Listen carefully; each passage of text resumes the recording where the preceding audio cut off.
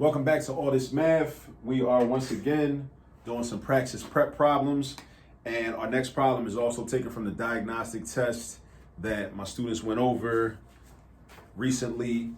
This next problem is page 95, number 54. Page 95, number 54.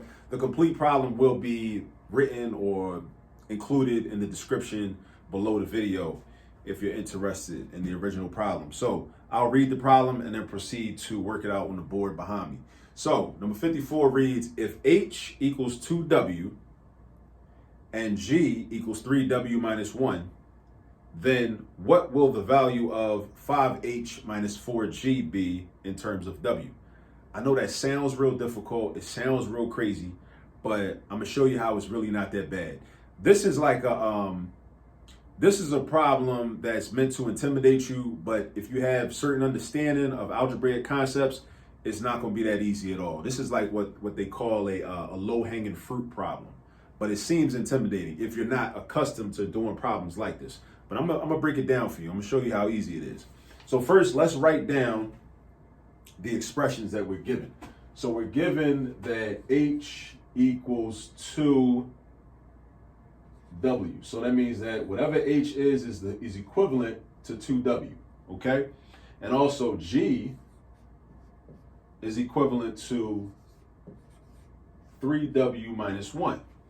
So H is equivalent to 2W and G is equivalent to, or the same thing as, 3W minus 1.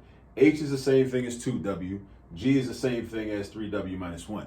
The equal sign, don't let the equal sign intimidate you. Equal sign just means it's the same thing. You know, it's the same thing as that. This and this is the same thing. That's all it means. Nothing deep, right? Now, then the problem proceeds to say, then what will the value of 5H minus 4G be? In terms of W, the in terms of W part just means that your answer is going to have the variable W in it. That's all that means, in terms of W, meaning you're speaking that language, meaning you're speaking the language that has W's in it, all right? But 5H just means 5 times H. And 4G just means 4 times G. So check this out. If I know that H is the same thing as 2W, then, and I'm asked about what 5H is, can I do 5 times 2W? Because again, H is the same thing as 2W. Because that says H equals 2W. So if H is the same thing as 2W, and the problem asks me what 5H is as part of what they asked me, rather, what 5H is, that means 5 times H. So 5 times H is the same thing as 5 times 2W. So I'm going to write that down. Let's say 5H is equal to 5 times 2W. All right. Now, 5 times 2, well, let me just leave it like that for right now. Now, what about the G part? 4G. 4G is the same thing as 4 times 3W minus 1. So let's write this. So let's write 4G equals 4 times, make sure you put your parentheses, because you're not just doing 4 times 3W. You're doing 4 times this entire expression. You're doing 4 times the 3W part, and you're doing 4 times the -1 part. So that's going to be 3W minus 1, right? So now, the whole expression is 5H minus 4G. In terms of W means your answer is going to have W in it, which we can see is going to happen. So 5H minus 4G, 5H minus 4G is equal to, I'm going to write it down here, 5 times 2W minus 4 times 3W minus 1. And then we just simplify that. That's all we got to do. So 5 times 2W is going to give me 10W. Because 5 times 2 is 10. So we had 2 W's, and now we multiplying that by 5, so now we got 10 W's. That's how many W's we got. We got 10 of them.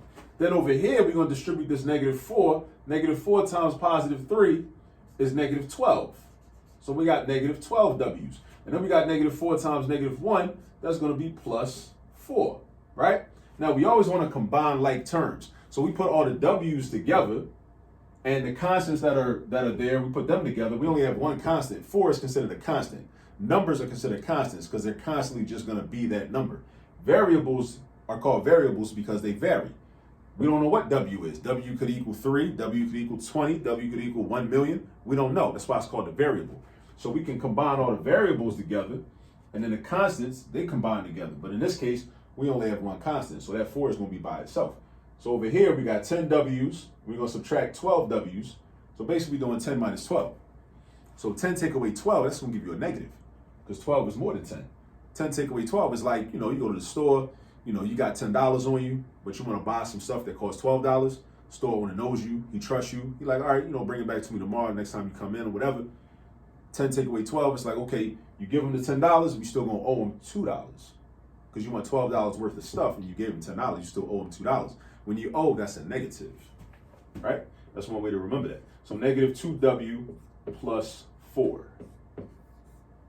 And again, this is in terms of W, because look, this is our answer, this is our expression. It's got a W in it. That's what in terms of W means. That's all it means. That's all it means. It means like we're speaking a language that has W's in it. That's all that means. All right. So that would be the final answer. And that is letter A. Letter A. All right. So that's number 54. And, if you have any questions on this, or bring your questions to class on this upcoming Saturday. Also, rewind, go back, look it over. And until the next video, I'll see you soon. Peace.